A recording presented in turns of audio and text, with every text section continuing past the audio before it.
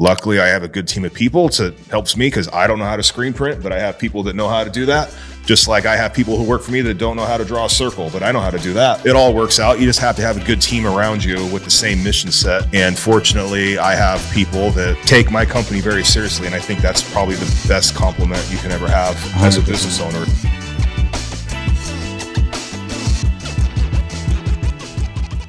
What's up, everybody? Welcome to another episode of Born to Tint with the Miller Brothers. I'm Josh. My brother Ricky isn't here today. Had a really fun conversation with a childhood friend from high school, Justin Lomprey with Valiant Supplies. Check it out. Yeah. And I walk in and I was like, do you have boys that played football at Foothill? Like, yeah. Hey, your dad's awesome, man. Yeah, you guys did my truck. And then, because they're upstairs to their house was always Dante's Inferno. And I was like, these boys I went to high school with, they just did my truck. It turned out great. You should reach out to them and see if they'll do your house. Yeah. So then they did. And then it's funny because when he was telling me about the install, he's like, this guy walks in, he like recognized you in the photo on the wall. I'm like, okay, man, that's cool. Yeah. Yeah, it was pretty dope. Yeah, it's fun whenever I end up on something like that. But it was really cool to just reconnect with you in general. Like that happened and then started seeing you on Instagram. Yeah. So you're doing your apparel. And yeah.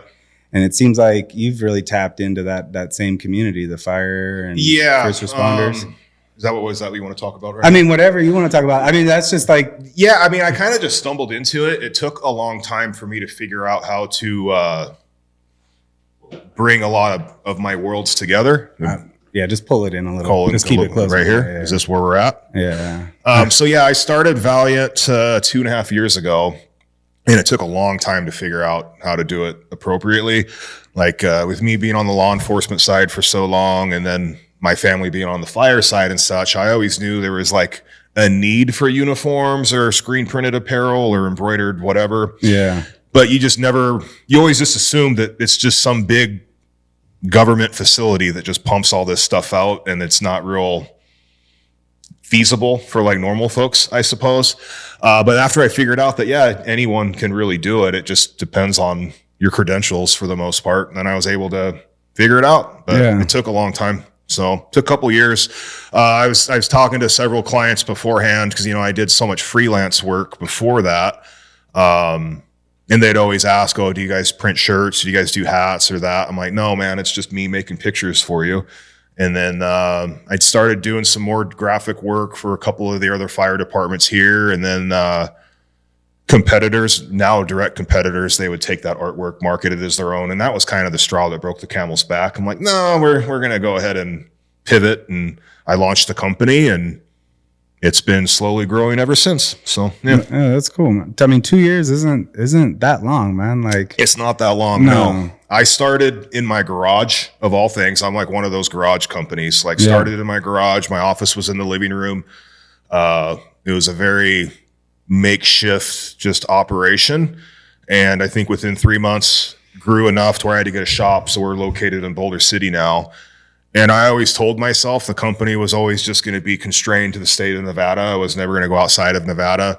And then just by natural grassroots word of mouth, we're like national. I'm like national now. So it's kind of crazy to even think about that. Yeah. So, that's but we do work for departments, all over the place. I mean, we're in 7 different states right now. We've got Arizona, California,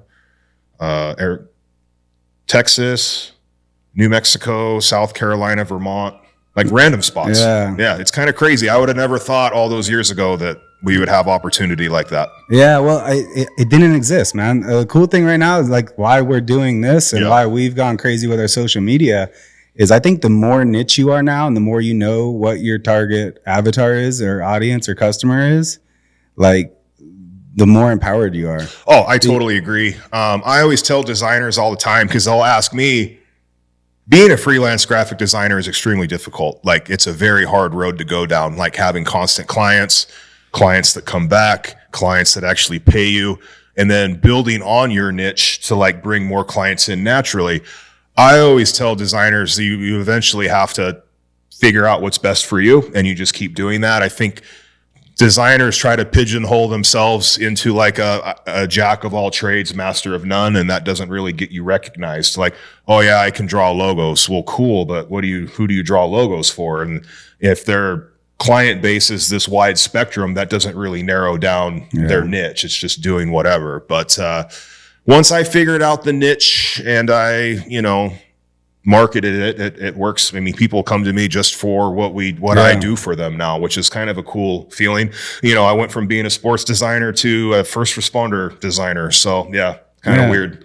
No, it's a really cool market when you engage with them, right? And especially when you're coming from a place of like your families and law enforcement and respect for them that they're not seeing in a lot of other places. So when you put yourself out there on social, like comes across as like you're someone who actually cares. That's where you have the advantage. Yeah, like my family, we're 4 generations deep in first responding. So like I understand that market maybe a little bit more than most. I grew up in it, some people play Lincoln Logs with the little blocks. I played Lincoln Logs with shotgun shells. It's completely different life, But when clients reach out and they want specific things designed or created for them, generally it only takes me maybe 1 or 2 shots at it, and then I have it nailed down just because I understand if they want a patch design for whether it's a special unit or if a fire department needs a station logo or whatever the case may be. Generally, their brief is very brief, and I have to read between the lines and figure out what they want. But it's definitely a strong suit for sure, understanding what they want. It's wild being sitting here talking with you all these years later. I don't think we've interacted much at all. I haven't seen you since high school. Yeah, I haven't seen you since high school. I mean, I see you pop up on social every once in a while and stuff, and I always send people your way, surprisingly, when they're like, I need tint. I'm like, go see the Millers, but yeah, I haven't seen you forever. So this is just kind of cool too, being able to catch up, man. Like, looks like you and your brother are doing very well here. Yeah, it's going, man. We've built up a really good team. But again, it's just like you saying that it's been a long road. It's like, imagine when you're 10 years down the road at the progress you've already had, man. Like we're very fortunate that we were able to step into something that our dad already put over 30 years into, and our mom and, countless other people. But being able to like step in and try to take it to the next level and really try to give back to the community a little bit more. Like I know that there's an opportunity that we can hire more people and provide more jobs for more people if we get better at what we do. For sure. We can help train other people that aren't even here in this market. That's the kind of point of this facility and doing the podcast. Like we grew up in it the same way that you've got a lot of experience with, first responding community because you grew up in it. I grew up with an OFA blade in my hand. So I was tinting people's cars in high school. And it's funny is I never thought it was something that was going to stick. I got like fortunate enough to get really good at it, to the point that it could make me so much money that it was just kind of like, I can always do this if I need to. Right. And then me being the oldest and not working well with my dad and not being very mature, left when I was like 20, 21. And that's when I decided to join the Army and went away for 6 years and grew up a little bit. And then I ran my own location in the Dallas area for about 1.5 years. Long story short, I ended up with custody of my daughters and was able to come back out here and kind of got rid of that location and was able to come back here. So I've been very fortunate just to like been born into it. Yeah. And isn't it kind of funny though how like all grown men eventually come to the realization that we have daddy issues to a certain degree? Because I went through the same growing pains with my father, because I was like, no, I don't want to be in law enforcement. No, I don't want to do any of that. Yeah. I want to draw pictures. I want to be an illustrator. I want to do this. And went down that road for a little bit. And then I was eventually like, all right, like I'll just do the family business. So then I did that to where I got so tired of it, I just went back to what I was doing. But it's like you have to figure out your own road one way or another, you know, whether it's through hard knocks or just life experience. But I think every man eventually has to go through that, like finding what is for you. You know? Totally. What's interesting to me, having known you in high school, and you were like the savage stud football player.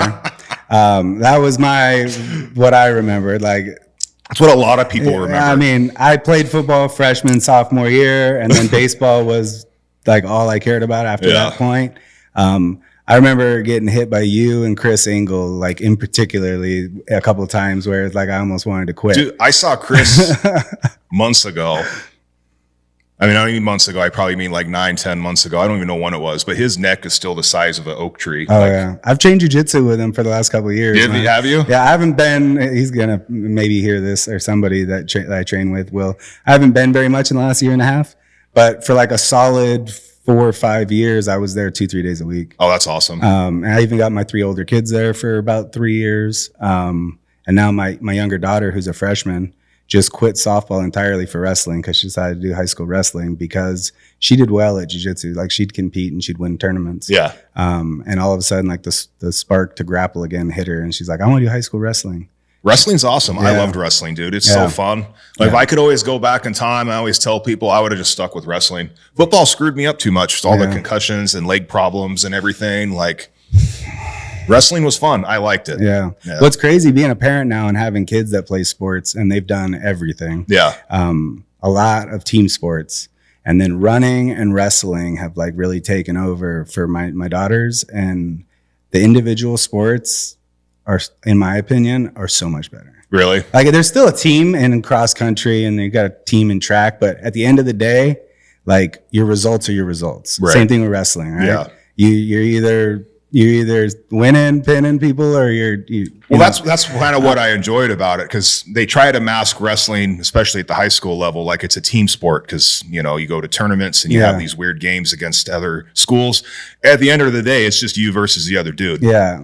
Like if you get pinned and look like an idiot, that's on you. Yeah. Not your team. You know, that's what I always liked about it. That's the part where, to me, as a parent, having been at softball tournaments and whatever, the amount of interactions I see with the parents in the stands that are positive and cheering each other's kids on, compared to the team sports where the people end up in brawls. That part's been enjoyable for me. I mean, they're both good for kids, I think. Like I was a baseball kid. How old are your kids? So I've got a junior at Coronado who just turned 17 yesterday. 14-year-old daughter who will be 15 this summer. I've got a 15-year-old son, my stepson, but I've been raising him since he's like 5. And I've got a 5-year-old and a 3-year-old.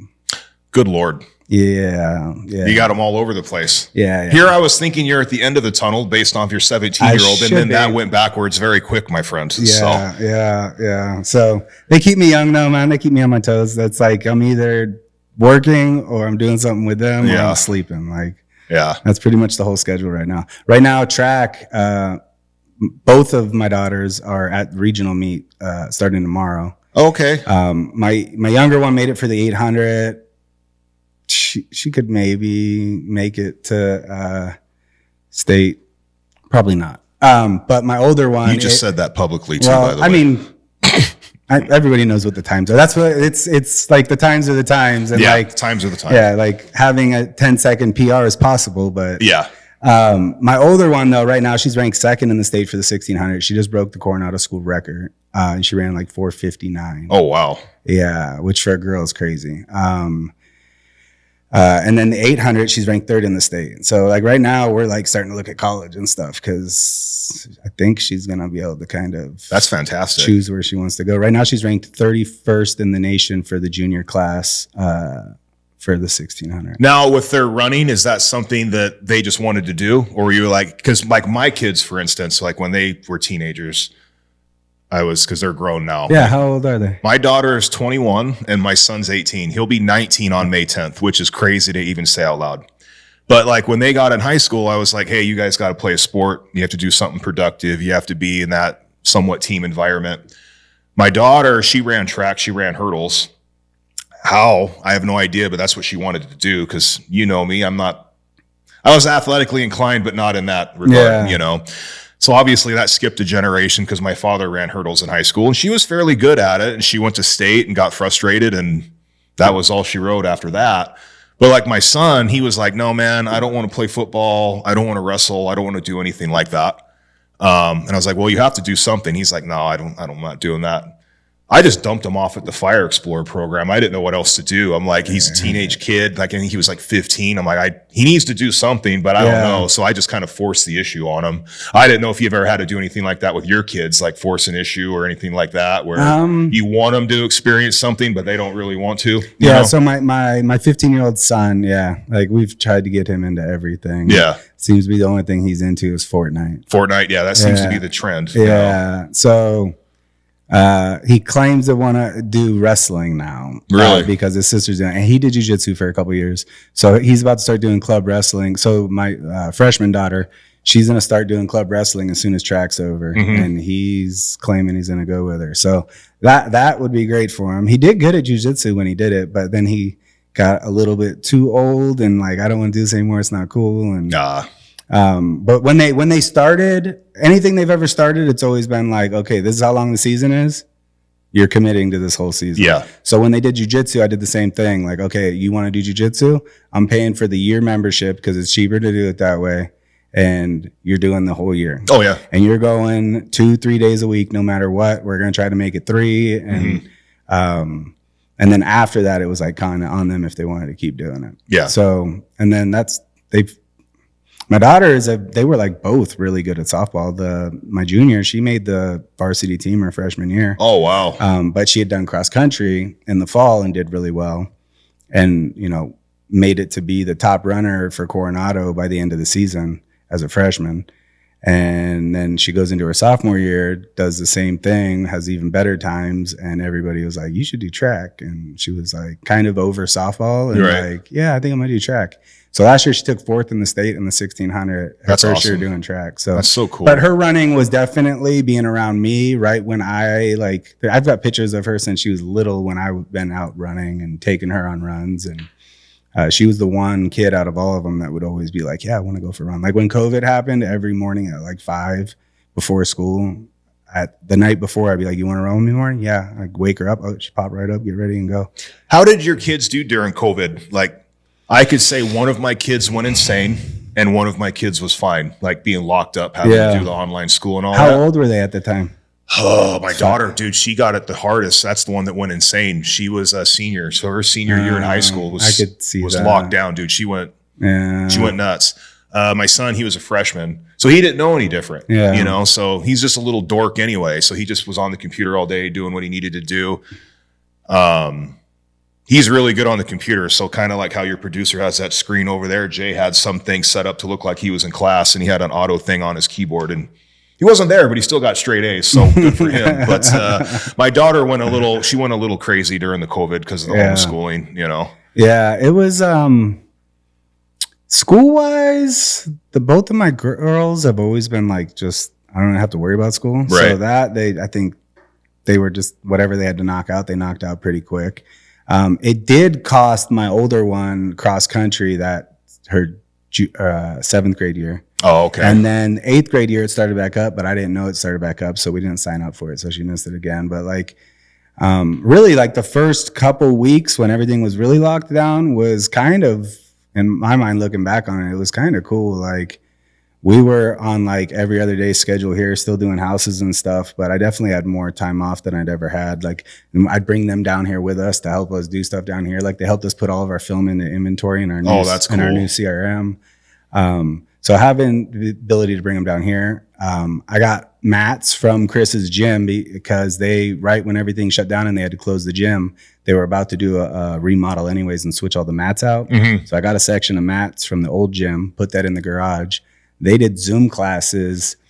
I think the kids classes was Monday, Wednesday, Friday, and then adult class after that over Zoom. If you had a mat and a training partner to train on, they basically did a Zoom class, which hardly anybody did. So it ended up being like 3 or 4 people on there. And I would go to it with the kids.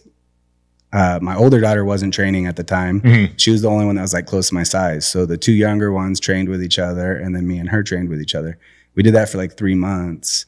And then she would even be my training partner for the adult class afterwards. And by the end of COVID, or the end of that 3 months of them not actually having it in the academy and doing it on Zoom, she's like, I want to go. No. And then they opened the gym back up and it was like, you had to be spread out and wearing a mask while you're grappling with each other, which was silly. But it was cool that like we were even able to get back in there, and looking back on that whole thing was crazy. So like I tried to make the most of it with them, and because of the business being kind of flexible, it actually kind of gave me a little bit more time at home with them. That's awesome. And then I think they went back to school the next school year, didn't they? I think so, yeah. Yeah, so did they miss one whole school year? I think so. COVID was I can't even, dude, it's a blur, dude. Like, I can't even, it seems like it was forever ago. I can't believe it was only 5 years ago. Yeah, it's a whole blur for me. Like, I had a broken back and all that stuff during COVID. So, like, my state of mind was a completely different universe than everyone else in the world. So, but yeah, that was a weird time. So, yeah, it was kind of weird to look back on it nostalgically and be like, I know. There was some fun moments. Us just casually talking about it over coffee. Yeah. It feels like talking about even like a deployment or something. It's like, I'll talk about like these highlight moments that I have. Yeah. It's like, and the whole time I was there, I was bitching and complaining that I want to go home, you know? Yeah. Yeah, I don't know. COVID was weird. So that time you broke your back. What happened? So I heard you talking about this on social the other day. So I had an accident back in like 2019 that kind of broke me, broke the back, my legs, my feet, my shoulder, a bunch of stuff. It was just like an industrial accident. I'm sure you probably have employees that get on ladders and all that type of stuff. It was a ladder accident. Don't want to go into a lot of detail about it just because it went through like litigation and everything, and I just don't want to bring it. But it was a gnarly thing. Had a lot of reconstructive surgery to kind of put Humpty Dumpty back together again. But honestly, like during that entire time, it sucks to even talk about, but it is like the foundation for my company now. Cause like I couldn't really do anything. I just had a laptop on my lap and I literally just sat there and like grinded every single day for like 10 hours a day, just doing graphics for like everybody and their mother under the sun. So that's how I was able to kind of build a client list from nothing, was just focusing my frustration onto something else and just pumping out work, you know? Yeah, dude, it's crazy how that works. Like, I feel like the dark moments always end up, if you have that underlying drive and grit and it's kind of, I keep coming back to meeting your dad, and like Marine, first responder. Like, it makes sense to me now as an adult, a father, why you were a savage at football. Like your dad had to be a big part of that. I know my dad's a big part of who I am. And like, I just keep coming back to that. But like, if you don't learn those lessons, which aren't being like learning the alphabet and how to count and mathematics and stuff, the thing they teach at school, only goes so far. Like the life lessons you learn about grit and tenacity. Those are the things that take you out of those dark moments when you know that, like, okay, I gotta put my nose down. I gotta grind. I gotta do something different. Well, like my father, for instance, like my earliest memories of him growing up, he had like 7 back surgeries when I was growing up. Oh man. He used to work out at the prison and got his back broke and went through the late 80s, early 90s of early spinal back fusion. So, I mean, he had a lot of failures. And I mean, that's my earliest memories of him, is being laid up in bed. But then my fondest memories of him is overcoming all that and, you know, going through a police academy in his early 30s and overcoming all that. So really, when I had my accident and I'm going through all this rehab, as much as he's a pain in my butt, like I was just like, well, I mean, he fought through all this and succeeded. Like I can kind of do the same thing, you know? So, but that's kind of why I am the way that I am, is like, I was raised to like not have a quit button. It was just like, you figure it out. And then if you keep failing, you keep figuring it out until you do succeed, you know? So that's kind of how, which is like, I think the most important lesson anybody can learn. Yeah. And it's like, it's crazy. I feel so lucky that I like was taught similarly by my dad, through just seeing him, like, if, you know, it was a slow season and there's this job that needs to get done or payroll is not going to be made, so we're out working till 8 or 9 o'clock at night. It's not like we can clock out at 5. Like, you know, the job's got to get done. While simultaneously doing that, somehow keeping us in travel sports and doing remodels on the house himself at night when he, you know, through the middle of the night with us helping. Like all of those lessons. Like if you don't see that happening around you and it's just everybody's just sitting on the couch not doing shit every single night, like I mean, you have kids, so you can understand as a dad. It's like, you know, with me raising my kids, I was like, they're going to have that same drive that I had. I'm like, you guys, they're going to be raised and it's going to be instilled in them. And it's funny, like, I'm sure you see it with friends that, you know, your kids bring friends over and you're just kind of like, okay, you know, you can tell like it's just a different world now. So it's always reassuring to know that it's still to some degree being put into kids, like, hey, you have to work hard to get what you want. Like nothing's just given to you. Like you have to show up every single day, do the work if you want to or not, If you're feeling sick, that sucks. There's 10,000 other people that feel the same way. Go to work, do what you got to do, work hard. And don't whine, you know? Well, the funny thing is everyone's always talking shit about how this generation's weak, and what's crazy is like every generation has people that oh, for sure, right? Dude. But is it overemphasized right now being a victim, and at least what people are seeing on social media and shit? Like, yeah, I would say that this generation is probably worse off. But that just means if you raise your kid to be counter that, like I've heard Dana White's clip on this. Yeah. Like, I don't even know how many times now, but like if your kid does understand those things and they're even remotely a savage, they're going to tear through everybody else because the competition's not as strong. It's a completely different world now. Like I'll watch some younger folks do things and I'm like, that's interesting. Like, that's cool. Like, I don't know how to do that. Like, it's almost like the skill sets are different and like the personalities are different, but that's just what generations are though. You know, like I can look back like when you and I are in school and I'm like, there is a couple of people that I thought were guerrilla savages or not that. And it just kind of carries its way through generation to generation. I don't know. So. It's, I don't know, but the other cool thing is like at the top end of everything, especially like paying attention to sports and stuff, everybody's just getting better. The people that are trying and competing with each other, the level of competition is just getting better and better and 100%. better.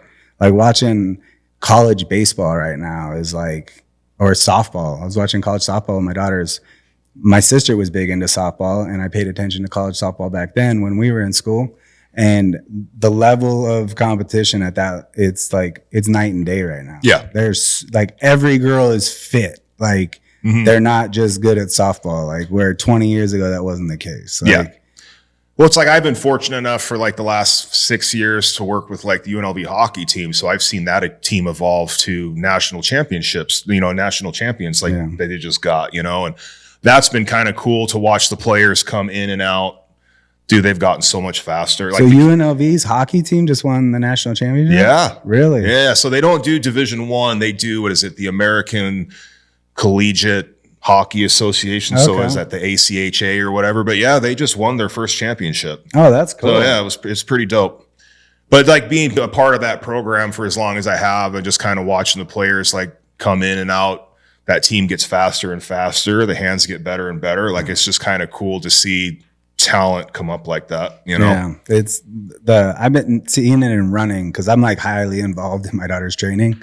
I'm even using like ChatGPT to help plan her workouts and stuff, and like looking at all these records going down across the board at all these levels. And it's just the way people are sharing information on how to train and tuning it in and just getting better and better and better. Yeah. It's crazy. It's like a science it's a science experiment that's been happening for generations now. You look back the last 100 years and watch all these world records falling, and at the pace they're falling at now, it hasn't slowed down that much. It's kind of crazy that it's still, we're finding, okay, what's lactate? Like all of these things that me being into running for the last 20 years, finally understanding what like lactate was and the lactate threshold and learning all of those little details. Like the fact that just some dad in Henderson can look that stuff up. Oh yeah. Well, it's just the amount of knowledge is out there is insane. And I always tell people like everyone has the ability to help themselves. Like I'm a big proponent of YouTube University. Oh yeah. You know, like you don't know how to do it. Someone on YouTube does. 100%. You know, and like when I was laid up for all those years and just doing freelance, I mean, I did a lot of YouTube University because there's a couple designers that I reached out to and I'm like, hey man, how do you do this? And like all respect to them, they're like, effing figure it out. And I'm like, okay. So I did, you know? Yeah. But that's why I'm just, there's so much knowledge out there. Like I know some people feel sorry for themselves, but there's really no excuse to. You just have to have a drive within you. Yeah. There's so much knowledge and resources out there for anyone to take advantage of it, whether it's in tint or apparel or whatever the case may be. People can do whatever you want to do. Yeah. You just, the drive is where it comes from. Yeah. And then knowing that YouTube University is a thing. Like, the idea to me of going to college right now, and especially taking on student loans, and doing it for a degree that doesn't require, like you don't know what path you're going down, you're just going to get a degree, is insane to me at this point. Because I've told my kids that. I've told my kids that till I'm blue in the face. Like my daughter, she's going to UNLV for social work. She wants to get in parole and probation, so good for her. Yeah. My son wants to be a fireman, and I told him, I'm like, you can go to college and study for fire science or whatever you want to do, but it's not necessary right now. Like, you can just get your EMT, try to get hired on a department and do that. I said, there's going to be some careers that'll come across in your lifetime where you need to, like, what is it, surgeons? Yeah. You know, we want our surgeons having degrees. Yeah. We want our lawyers having degrees. Yeah. You know, but do I care if the general manager at, I don't know, Yeah. has it? No, I don't care if you have a business major, dude. You work it here. I don't care. Yeah. You know, I didn't go to school for business, and somehow I figured it out. So yeah, you know? I mean, the only way you're gonna learn is by doing. Yeah. Like, I've used my GI Bill, and I'm like a year away from finishing a business degree. I feel like you just need to go do it now. Yeah, but like doing the classes and understanding, like, so it was like University of Phoenix, but on campus. So you don't have to do like the online discussions. You go in one night a week for 4 hours. It's not bad. No, but the cool thing to me was like the papers you were writing and what you were learning in the textbooks was like almost insequential. It was the conversations that happened in those 4 hours. Yeah. With other people and their experience, Yeah. and like sharing perspective was the real value. And it's like, okay, I can do that with any niche community in the world right now on any topic. Yeah. Maybe for free. And if not for free, for a small monthly subscription. Oh, yeah. And I have access to the people that actually apply this every day. Oh, for sure. Especially if you found like a Patreon page with somebody or whatever. Like, yeah, there's so much stuff. school.com. Like, Yeah. there's so many now. YouTube, even just YouTube, right? I don't know. Like, that's why to me, if you're not going for something specific, like social work for a job that requires it, makes sense, right? Like, but if you're just going because you want to check the box because you think that that's the way to be successful, like, probably should rethink that decision. Oh, 100%. Yeah. And it's crazy how like the times have changed a bit. Cause like I do recall like when back in you and I were in school, it was like, it almost felt like college was necessary. Like it almost felt like you had to do it. Yeah. Where like, what, 25 years later, whatever it is, I don't even really think it is anymore. I think people still want to go to experience it, or they want to experience the party. Yeah. You know, but you don't really need it unless you're going to school, unless you want to do something so niche that you need it. You don't need to go to a university, in my opinion. The internet has that's the crazy thing. We're like that weird generation where I remember no internet. Yeah. And then AOL. Yeah. I remember AOL. AOL is a good one. And then it's like, and now everybody has a supercomputer in their pocket all the time that they can record. Like, the idea of being able to stream a video not that long ago seemed insane. Like, they'll never be able to do it. Like, it's going to take way too much processing, and like there's not enough memory on the computer to even hold a video.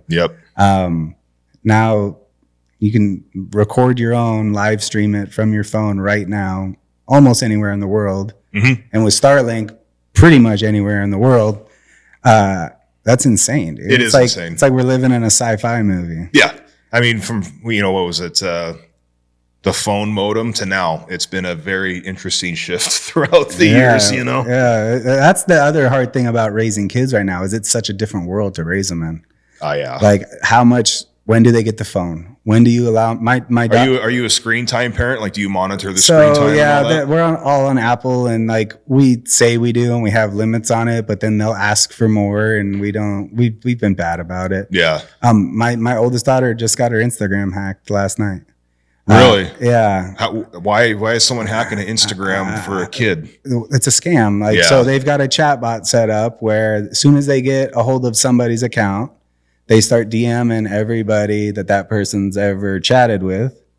And it looks like they're even using chatbots to make it look like it's talking how you would talk. That's crazy. And telling them like, hey, I'm in trouble. I need $50 and and I'm going to get in trouble with my parents. Like, really? So then she's getting messages on her phone from everybody. I think you got hacked. I think you got hacked. I think you got hacked. So she's like a mess last night about it. Like, oh my God, I can't believe I did that. So it's, once it hits one person and gets them to click the link, that all of a sudden it's like, oh, you got to relog into Instagram. Wow. They've crazy. Got your account. And then if that chatbot's successful enough and it keeps spreading. And the crazy thing is Instagram has no easy way. I spent 3 hours last night trying to figure out how to like inform them that this account is compromised And or even grab control of it back. And they've added new phone numbers onto the account, new email addresses, made hers not the primary. And the page that you go to try to like regain control is down for service right now, meaning they're probably getting hit with a massive attack where this is spreading so fast that they can't keep up with it. That's crazy, man. Yeah, I'm glad we didn't have to deal with anything. Yeah, dude, it's nuts. So it's like I'm always talking about the positives of AI, but definitely it's making things so easy to do. Yes. And so easy to replicate somebody's voice. Yes. Well, the AI stuff is crazy. Yeah. Like, so here's the, she probably never listens to the podcast, so hopefully she'll listen to this later when she's not so upset about it. My mom got a message and texted her, hey, what's going on? I think your account's hacked. Are you okay? And yeah, I'm okay. And then the text back and forth, my mom thought looked weird. So then my daughter tried calling her. And when my mom answered, she thought it was a bot imitating my daughter and hung up because she just saw something. Don't talk back to it if it's a bot and it sounds like someone you know. Yeah. So my mom calls me. Yeah. And it's like, oh my God, I think her Instagram and her phone got hacked. And I get a hold of her and she's at the gym because she's just got done with the sauna. Right. And like, get home, I'll help you figure it out. Turns out it wasn't a bot that called. My mom's like, oh my God, the bot that called me sounded so real. It kept saying, grandma, but I wasn't responding back because I know not to respond back to it. And my daughter's like, no, that was me calling her. That's funny. And then the text that my mom sent me showing that she thinks that they hacked her phone. I'm like, is this you? Yeah, I'm just responding to grandma. And it was just as text, so it wasn't clear what was being said. Yeah, but that was just like last night. Like, that's wild. So man. that's like letting your kids use social media and then don't let them on it entirely or allow them on it and teach them how to use it and be safe on it and monitor it. And like our parents didn't have to think about any of that shit. It was like go outside, come back in when the lights are. Oh, well, yeah, when the street lights came on. Yeah. Yeah. I remember riding my bicycle like when I was 12 years old from like Pittman Wash and like Green Valley Parkway all the way to like Arroyo Grande Parks. Not Green Valley Parkway, like Eastern. Yeah. Staying at a buddy's house for the night that I was allowed to bring I think I rode my bike to his house from like miles away. Yeah. And now everybody's afraid to let their 14-year-old go out on Can you blame them though, dude? Like it's a different world now. Yeah. It's a completely different world now. So yeah. Well, it's crazy is they don't even have to go anywhere, right? Like if they're online. Yeah, you can just FaceTime or do a weird group Zoom meeting with your friends. Roblox or whatever. Yeah. All these different apps have different chat features and PlayStation you have to be worried about. Yeah. That part has been, I think, more of the struggle. Like even allowing them to have phones. Yeah. That was always my big kind of constraint with my kids when they were growing up because I remember, when I was in high school, we had like the one family cell phone that everyone shared, you know. Somehow I always had it, but we had the one family cell phone. Tried to do that with my kids, and that was not the coolest thing in this day and age, you know. So they ended up getting their own cell phones. But, you know, luckily their mother monitored it pretty well and all of that. So nothing too crazy from time to time. But they have so much access to everything. It's just like you can't limit everything. Yeah. They're going to find it eventually, you know. What's wild is I've met parents through like track and wrestling and stuff that there's apps now you can use. It's like called something 360 where like you can literally outside of even Apple's ecosystem connect everybody and then everybody can see where everybody is all the time. Oh, that's cool. And like you can set restrictions on stuff and it's kind of wild like how much you can monitor if you want to, but then it's like that's where I'm in a weird place of like, is all of this extra ability to control what they do making everybody helicopter parents? Like, it's a fine line. At some point, you're going to have to trust them to be able to make decisions on their own. And if they're not doing it, practicing it now. Then, well, especially teenagers, man. Like you either got to let them figure it out or you can baby them through it and they're going to rebel anyway. So like with my kids, it was like, you're going to do it. Just don't go to jail. Like, just don't do that. Like, if you're going to do something, just don't go to jail, you know? And they're great kids, but it just, I'm not a big helicopter parent. Like, you know, like, and my parents they weren't really big helicopter parents either. Like they knew I went out and did stupid stuff. Like they knew I did. They just kind of said the same thing. Don't go to jail. You know what I mean? So yeah, it's like even like this whole incident with my daughter last night. Like she was devastated. Like so many people are messaging her like, oh my God, I feel so dumb. I can't believe I did that. And I'm like people get hacked all the time, or they respond to something and click on something. Like there's people actively out there trying to get people day and night. Whoever's account got you, they just got, right? Like whatever. You're gonna look back at this and it's gonna be whatever. But I mean, like, my company Instagram got hacked like at the first of the year. And that's when I found out they can have access to like all your card information and all that. Oh, wow. I paid for like a $5,000 weekend for someone in North Las Vegas. No way. Yeah, dude, it was nuts, dude. Like it was crazy. Got the card shut down, the funds reimbursed and all that. But something to consider if you guys do social media marketing that hard, because I had the card number and all, and that's all they needed was just to hack in and they were able to get it all. Oh, wow. Yeah. Oh, that's crazy. Oh, that is nuts. Yeah. I didn't even think about that. Paid for a flight to Atlanta and all, dude. What was it? Is that like clicked on a link or something? Or how do you not even know how it happened? I don't even really know how it happened, to be honest with you. Like, I think it started on a Friday.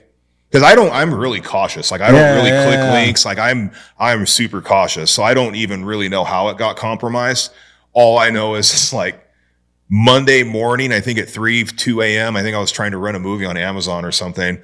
And it was like not going through. And I'm like, what the hell? So then I like started looking and I'm like, oh, this isn't normal. Yeah. And, but yeah, ended up getting everything back. But yeah. My wife got like a year and a half ago where she had her debit card on Apple Pay. Oh, okay. And somehow they were able to log it into other devices. And they drained our bank account in about 10 minutes at Costco. Person made multiple transactions that were like just enough to just empty the bank account in minutes. And it took us almost 3 months to get our money back. Really? Because the one thing we learned is don't ever put a debit card into a digital wallet. Correct, yeah. So once it gets compromised and is added to a new wallet, it like shows up as a different card number.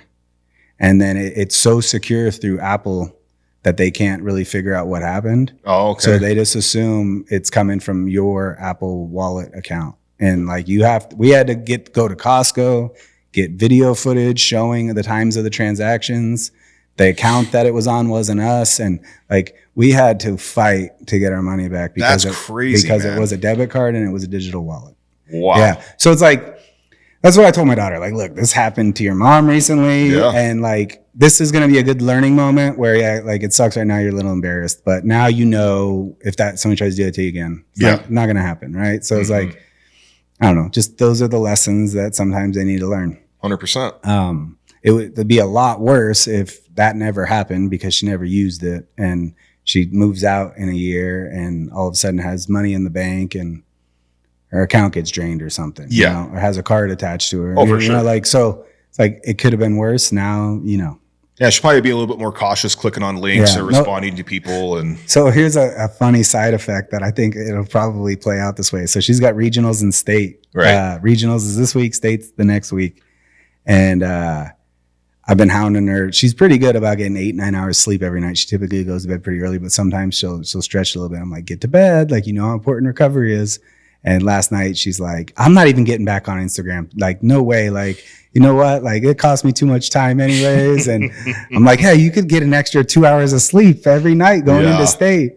She's like, yeah, I'm probably not even going to start a new account. I'm like, all right, well, that's pretty funny. Now she doesn't even want to be on there. I'm like, yeah, well, worse things could have happened because I know she's scrolling reels probably a little bit too much. Yeah. That shit's so addictive, man. Are they into the reels or are they into the TikTok? Reels. I pretty much haven't. They had TikTok at one point, but TikTok's crazy. I think Instagram's a little bit more like, I don't know. I had someone ask me a couple of weeks ago, they're like, do you have a TikTok? I'm like, does it look like I have a TikTok? They're like, no, not at all. Yeah. Like, I'm just like, no, it's not my thing. I don't get it. I don't understand it. I mean, basically it's reels. Like, that's that was how Meta put the squash on TikTok, really just like taking over everything. Is the big thing with TikTok where they changed the game is rather than your followers and who follow you mattering as much, it's an interest graph, right? So if it's a video that they can predict you're going to be interested in, it's going to show it to you regardless of how connected you are to the person. So that's what Reels are doing now. That's a crazy algorithm. They're using the same thing. So all of a sudden, how many followers you have doesn't matter. You make one video that for whatever reason has a high watch rate that people interact with it, engage with it, watch the whole thing. And there's other people out there that match that person's characteristics. It's going to show it to them. So do you think like the way the algorithm is now, do you think that's why there's such like a high concentration, oversaturation of just crazy content nowadays? Is everyone trying to get noticed through the ether? Oh yeah. Because everyone can just get noticed that easy by random now, right? Yeah. I mean, that's I think a big part of the problem, but you see people that have figured out how to hack it are using it for good too. But how can you get engagement? How can you make sure people are interested? Listening to Mr. Beast talk about it's really wild. I don't know if you ever listened to him talk a lot, but the kid's a genius when it comes to understanding how to keep people watching. Mm-hmm. And just like if you watch his videos even and I heard him talk about this, and it's not like a complete rule that you have to stick by, but you'll find it in most viral videos. There's a cut like less than every 3 seconds. Mm-hmm. Like it's either zooming in, zooming out, showing you something entirely new, or if it's not, it's something in motion. Right. Because our attention spans are like 3 seconds. It's very true. So it's like that type of stuff, I think, matters even more to these algorithms because that's what our brains are responding to. Right. So if you want to keep someone locked in, you need to keep them guessing. That's something they're interested but then trying to figure it out and like deconstruct it and make a video and it go viral. Like the one you put the most work into, nothing happens. Right. And then the one that you kind of think is going to be a dud, all of a sudden it takes off. So that's generally how it always goes. When you're not trying, that's when it takes off. Yeah. You know, because I don't really do a lot of content for Valiant. Like I'll post the artwork on the social or just a little video here and there. I notice you guys do a lot of like social media content, which obviously is because it's a tint business and that makes a little bit of sense. But so do you try to like implement some of those things you learned from Mr. Beast or whatever and like your guys is producing on how just you guys do just things? like anything else, just like I think even designing or running or whatever, just like just constantly, I think the more you do it and the more you're interested in learning how to do it better and watching other people's videos and content on how to do it, YouTube University, right? You start noticing little things and tweaking little things and it just gets better. The same way we got better at tinning when we first started, till now. It's just one of those skills and luckily now we've got Jordan full time. So like, that's all he's doing. That's all he does. Yeah. That's so, legit. And then he's getting better and better and better. And he went to school for video. So that's cool. And then just happened to be my brother's best friend who's worked here since college doing graphics for us and paint protection and kind of, if there's anything that we need help with, like even going and installing a house job or something, if I really needed to, like he could come help and that's cool. It would make the job faster. But now we recognize attention's everything. Like if people don't know you exist or know that your product and service can help them, like they're not going to contact you ever. I agree. I get it all the time. It's like people will find us and they're like, oh, you don't advertise. I'm like, yeah, I can't really advertise. Like we do stuff for people that don't want to be advertised with, Yeah. So when they find us, they're always like, oh, so you guys just do screen print. I'm like, no, we do embroidery too. And they're like, really? And I'm like, yeah, we do patches and we do challenge coins. They're like, oh, we totally didn't know that. So I'm in this weird interim right now of I'm like trying to navigate through it. I'm like, well. So those are the things you make content on. Yes. That's why I'm like, I guess I need to start making content for that. It's just, and then I'm like, am I breaking my rule of no advertising? But I feel like it needs to occur so that way the business can grow. Like that's where I'm kind of at right now. And the cool thing is, man, is like, again, especially with Reels, you'll notice the audience, people that view it, is going to be disproportionately not your followers. Okay. So, but they're probably going to be people that are like your followers or are likely to engage with what you're doing. And then, do you using Facebook too? We have a Facebook. Yeah. Facebook's weird, man. Yeah, Facebook's really weird. I don't spend much time in it, but I would think for something like what you're doing, there's probably hundreds of groups around the country. Yeah. For like local groups that support local law enforcement or our first responders. those types of groups I feel like would be like Oh yeah. a payday to spend time in. But just making organic content of the things that people are like, dang, I didn't know you guys did that. Yeah. The next time you do that type of project, just record the process, show it, talk about it a little bit, put it out organically. Yeah. You don't even got to put any ad spend behind it. Don't even make it an ad. Like Just put it just out. talk about it. Yeah. Right. Like, and then those organic, even if 500 people see it, 1,000 people see it, like that's 1,000 more people than would have seen it before. Very true. And then the more consistent you are with that, the algorithm's gonna learn better and better and better who is gonna engage with your stuff. And then you'll notice what hits and doesn't hit, and like, oh, this style of video worked really well. I can do the same kind of video, but for this other thing, you know. Mm-hmm. But that's, I think, the biggest opportunity, especially like if you're nationwide now, like 100%. Yeah. Like that's what I don't know. In my opinion, that's the biggest opportunity for everybody right now. Have you thought of live social shopping at all?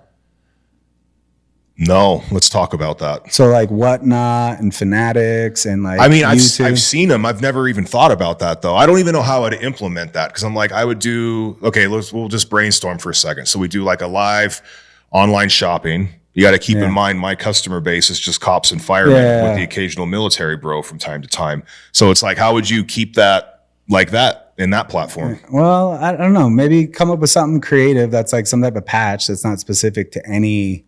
Okay, I got you. Like maybe just like something with like we do have a dope May the 4th patch coming out pretty soon. Something for that, or 4th of July or something that just in general is something maybe a police officer or a firefighter would like to have. Yeah. Something like that, where then you promote it through your current socials that you're going to do it ahead of time. And then, I don't know, you could do all kinds of cool, like, hey, anybody want something designed right now, and do a live design of something. I've thought about doing that. And then that could even turn, I don't know, just like that right now seems to be the trend of like, there's a lot of opportunity right now if you're selling anything that is actual physical, like patches or shirts. Might be a cool thing to play with. I've seen a lot of crazy, I've been looking at Whatnot a lot, and there's a lot of crazy channels on there that are like people being creative with bringing their existing audience over there just for like a different experience, where all of a sudden they can auction on like you designing something right there on the spot. Like, I don't know. I'll check it out. Have you looked in it for like what you guys do here? Like trying to figure out a way to do that? There's not, right now for services, it doesn't look like there's any type of way to navigate through it. Yeah. And it's funny. So I actually, you know who Gary Vee is, right? Yeah. So I minted some of his NFTs and the whole NFT craze, and skipped a bunch of other ones that crushed because I just believed in him being behind it. And he's building out a bunch with those. But the one that I kept, because I sold 6 of them and kept one of them, allows me to do Zoom calls with him. So the last one that I did with him, and it's like everybody that has that token gets to be on the Zoom, and it ended up being like 40, 50 people would be on each call. And then he does Q&A where you get to like raise your hand and talk. That was one of the questions I asked him, because he's been the one promoting it like a lot lately. And that's what got me in there looking and seeing like people are being creative, like people that get overstocks of Vans shoes somehow. Yeah. And buy like a whole giant. Or they just fall off a truck, buddy. Like, well, however they're getting them, right? And they'll just have like a bin of them. Yeah. And they've got a channel where like they grab a pair out and they go, okay, next auction, they're size 10 women's. Here's what they look like. And people are like just live bidding, huh? Live bid and auctioning them off and just like going through them. Like, and somebody will bid on it or somebody won't. And if they don't, they throw it to the side, and like they're just running that channel like 24/7. There's shit like that on there that's like, that's interesting. That is interesting. It's kind of a cool deal if you want to sit there and wait, and maybe you can get a $20 pair of Vans that, you know. Yeah. But there all kinds of stuff like that. And if you have any type of community that you could bring in there, what's cool is then everybody's talking throughout the experience. You got people bidding on stuff together. I don't know. It's just like for selling stuff online, it seems like and apparently it's like crazy in China already. It sounds like a very China thing. Yeah. So I don't know. That's the one that's on my mind right now, just because I've been paying attention to it recently. I think that's cool though. But I think the other thing about being in business and being an entrepreneur is like, know what's working right now, try to improve it, make it better, but be paying attention as far as technology goes, like what what's next? Yeah. Well, I do agree with that. Like we were having an admin meeting the other day on the company and how things are going, and we're going to have to pivot and figure, just navigate through some things. But that's part of it though. Like when you start this endeavor, regardless of what your business is, there's peaks and valleys, and you have to navigate through it and properly adjust and conquer, like it's just one of those things. And I'm not that as much as I'm on a computer, you would think that I'm the most technologically savvy person ever, but I'm not. Like this whatnot thing or whatever you just talked about, no clue, TikTok stuff, no clue. So I know that's kind of where I'm fault behind, where I'm just kind of like, all right, I'm going to have to pivot, and we're going to have to figure out new ways to get what we do to the masses in a different way. Cause I know not everyone's on Facebook, not everyone's on Instagram, or they just don't prefer that. They just want their method. They want their content injected into them through the way they do it, whether it's through one of those apps or websites or whatever, so much to think about. For you though, like honestly, now I'm like really thinking about it, like Facebook probably is best for you. Yeah, we get a lot of Facebook messages, like through the company portal, like people will just message us, and the demographic there is better. It's older. It's probably more of the people who are. Well, it kind of goes like this, where like the demographic, like Facebook wise for the client base, mostly the older tenured folks, right? And then you have the Instagram side where it's like the younger fire bros and rookie cops and like all of that. Yeah.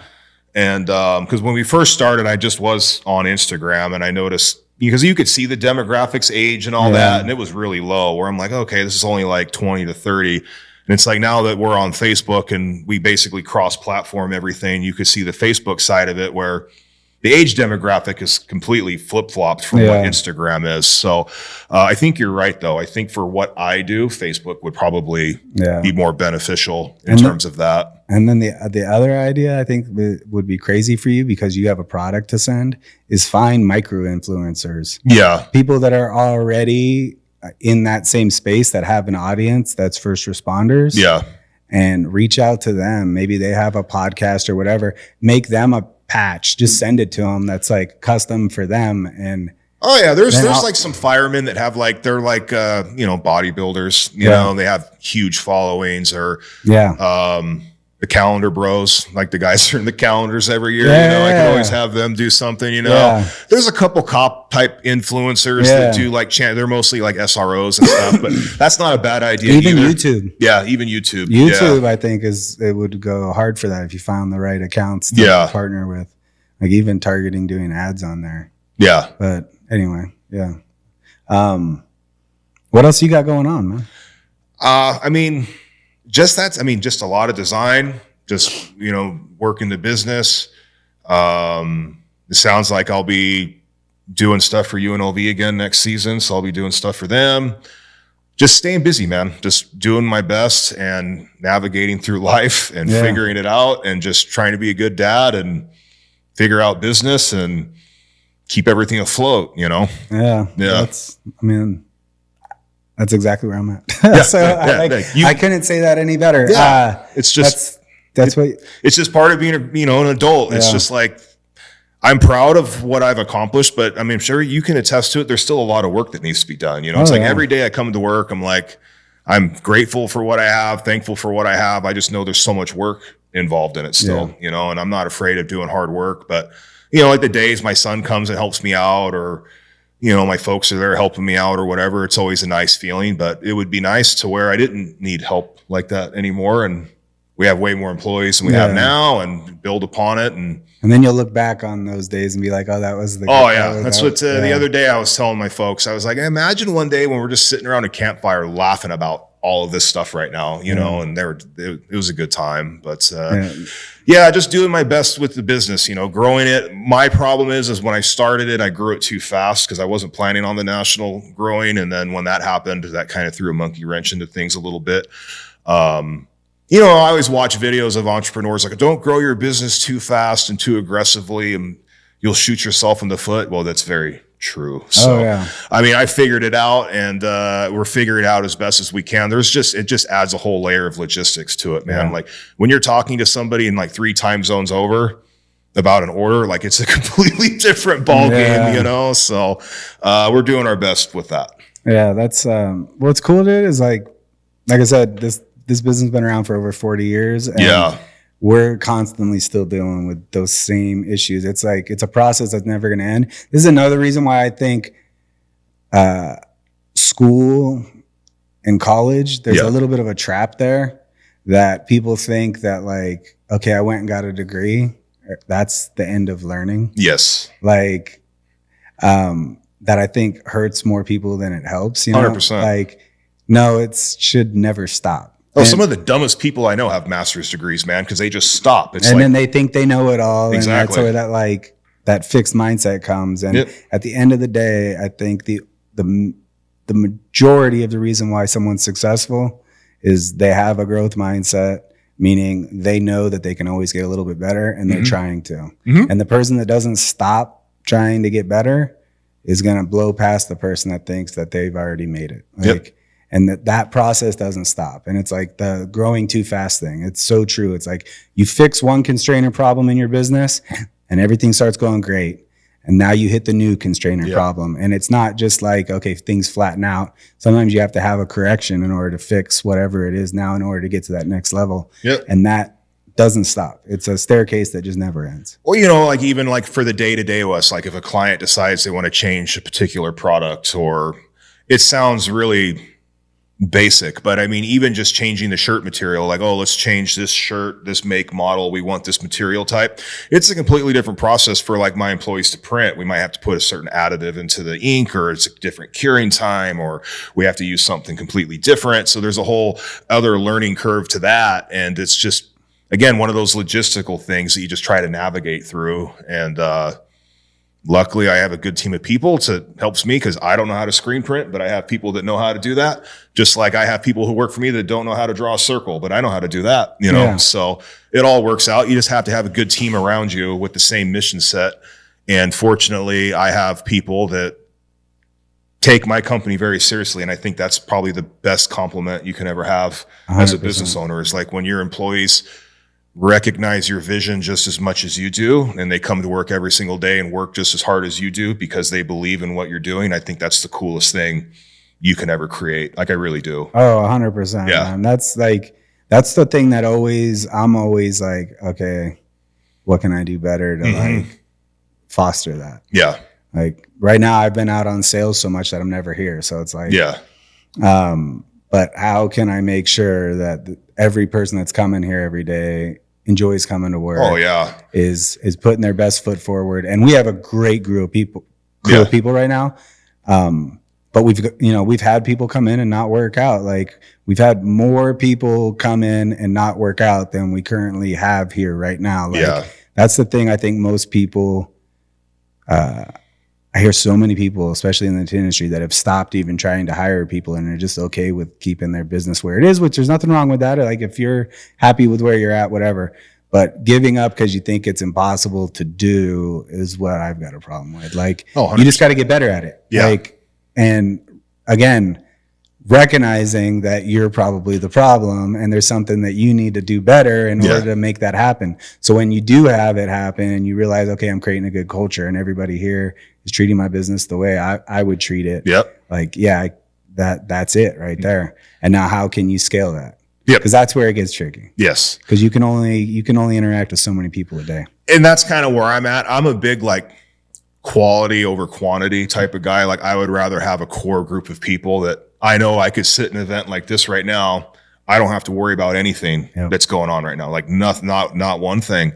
I know one day that'll probably have to change to where like I might have to, the scales will kind of change a little bit to where I just can't have all the great quality in the world, because that's going to take forever for like hiring for that, you know? So I know eventually it'll come to that breaking point, but right now it's just building a really good core group of people that will go to war every single day for the most simple stuff. We just do shirts and hats, but I mean, you have to have people that stand behind the product, you know, and be proud of it and put as just much as work. I think what also helps is they all know that I'm the first one there every day, and I'm the last one there every day. Yeah. So, I mean, they see how hard I work and what I've done. And I think they've even come in sometimes and I'm sleeping on a cot in the middle of the shop because I worked all night, you know? So they see the time I've put into it. And it's really rewarding when you can have a group of people around you that want that. Yeah. No, it's crazy you're saying that right now.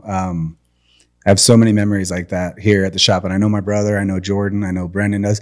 The core group of people that have been here the longest. Yeah. We've had nights doing graphics jobs where we're sleeping in the shop because the printer's going and we're weeding graphics and or we're on a commercial job that you're on for weeks at a time, 16-hour days, whatever the case may be. And then, as you scale, those are the people that if you have them right, that's where they're now in charge of departments. Exactly. And now you know that they're going to keep that going there. And then you just have to trust like, okay, we've been to fire together. But the next level down, they weren't there for those long nights. And that's where like... and I've had to learn to like scale back on my own. Like I know I can't do it all. So it's like my office manager now, she does all the invoicing and most of the customer inquiries and all these types of things. I have an ops manager that is probably one of the only people in the world that can tell me exactly what she thinks about me in that moment. And I just smile and listen and move on with my day. But it's good to have somebody like that around you, and then on top with all the other people that, put in the work. But you definitely need a strong core. And that's what a lot of the best memories are formed off of is that strong core, those long nights, those crazy days where it feels like everything's going wrong, but somehow you come out on top still. Like that's what everyone remembers, with makes the long the wins feel that much better. Yeah. Yeah, totally. I think that's a good spot to end it, man. Is there anything that you're promoting right now or that you want people to come follow? What's your Instagram? Where can they find you? Well, on Instagram, we are on, it's just at Valiant Supply on Instagram. We are doing an event this month, May 14th, for Metro, the South Area Command. They're having like a community engagement day.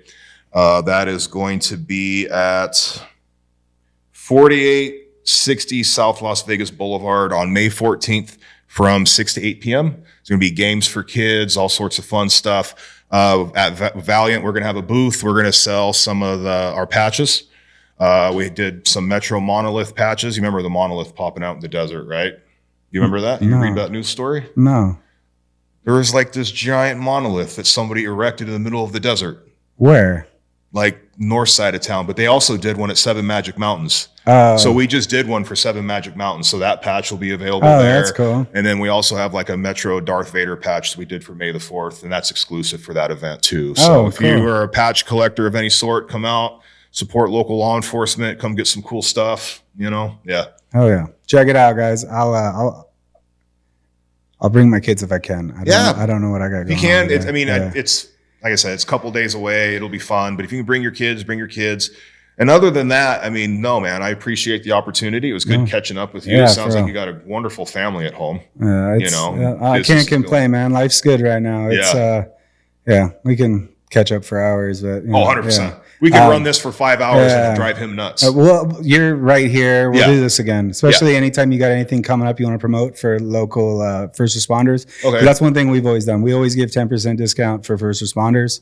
What is today? And maybe we can do some type of collaboration in the future where we'll give an even bigger discount and we'll figure something out. Oh, is it? May 10th, there's also the police fire football game. That's at Bishop Gorman. That's free admission, so people can just go to that. It's a football game? Yeah. Oh, that'll be cool. And they actually brought back the tackle football. So they were doing the flag football for a couple of seasons. Now it's back at tackle football. Oh, wow. That'll be interesting. Yeah, that'll be a good one for sure. Yeah, you're going out to that. Yeah, I'll be going to that, and it's kind of funny because right now the cops and firemen are fighting over me. They're like, "What side are you going to stand on?" Oh, dude, that's got to be content. That's got to be all over your story, bro. We got to do a coin flip. So I think they're going to do a coin flip on who possesses me for the day. So. No, I like what you're doing. That you're getting more in your stories and like talking and stuff. Keep doing that, man. That's great. We need to do it more, actually. Yeah, but I think that's where. When you can put your authentic self out there like that, the more you can do that, the more you're going to attract people that actually vibe with you and want to do business with you. Oh, for sure. So, all right. Thank you for following along. Normally Ricky does this part, but subscribe. Definitely check out Justin. Check out Valiant. Thank you.